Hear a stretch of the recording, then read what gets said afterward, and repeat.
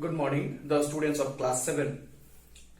Today we are going to start another subunit of your social science history, chapter number 2. And today's topic is the administration in the kingdom. So previous class you have learned that how those new kingdoms and new dynasties emerged after the declining of Gupta Empire.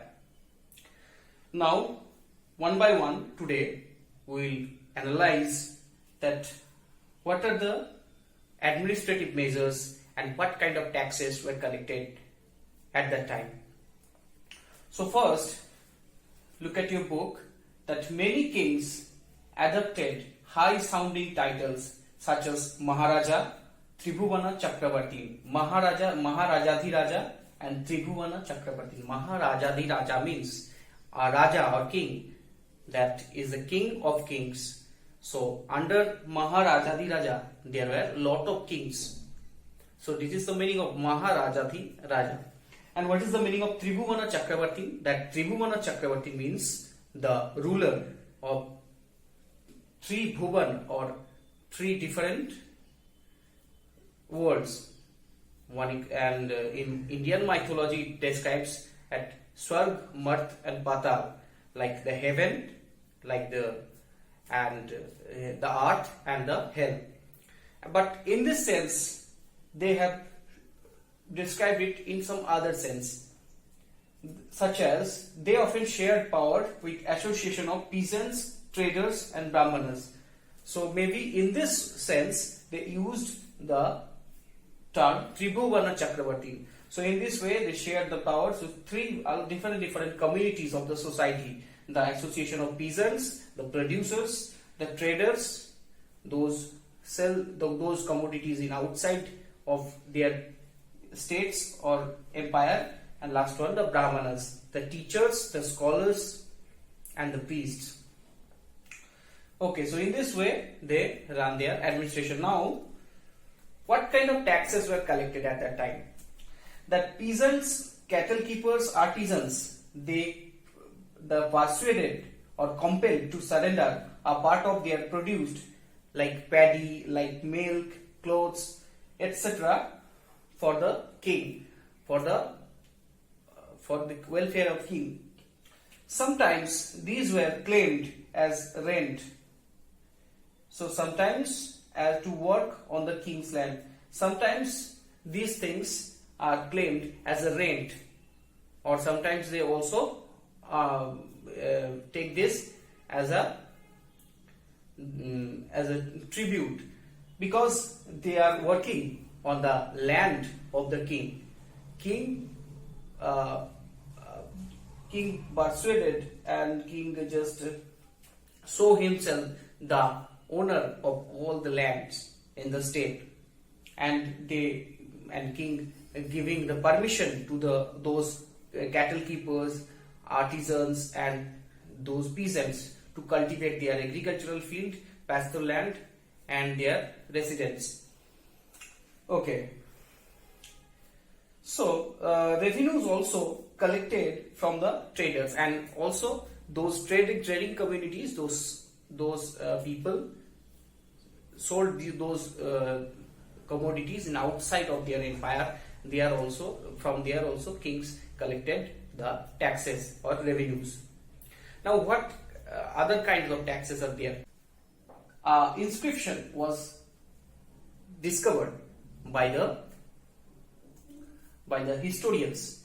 It was written on the time of Chola period. It is a Chola inscription, and from that inscription the historians have found that there are 400 different terms on different types of taxes. So it is very surprising to at that time in Chola dynasty, the time of Chola dynasty, there were 400 types of taxes, and the example of those taxes are Vetti. So in this inscription we have found that Vetti, one type of tax, and it is in form of forced labor. It is not people had not to pay this as in money, but they had to give forced labor or free labor for the king, and that is called VII. It is mandatory. If anyone not obeying that thing or not followed that thing, they had punished by the ruler. Next one, Kadamai. So Kadamai is a land revenue. Today also land revenue is collected. At that time also land revenue collected by the king's men. That is called Kadamai. And except those taxes, there are other types of taxes, and some taxes are very funny. Like if you wanted to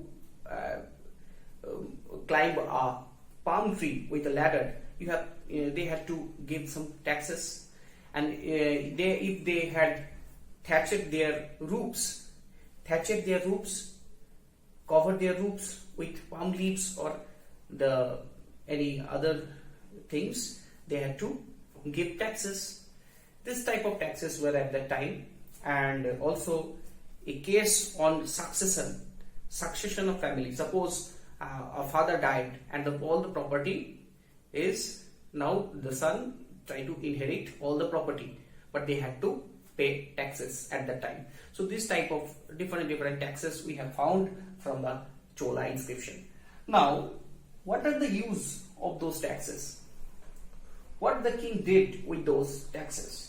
That the resources were used to finance king's establishment and construction of temples and forts, as well as to fight wars. Like construction of temples, like all these big temples of South India, like in Karnataka, Chamundi Devi temple, like in Brihadeshwara temple, like Rajarajeshwara temple in Tamil Nadu, the Meenakshi temple in Madurai.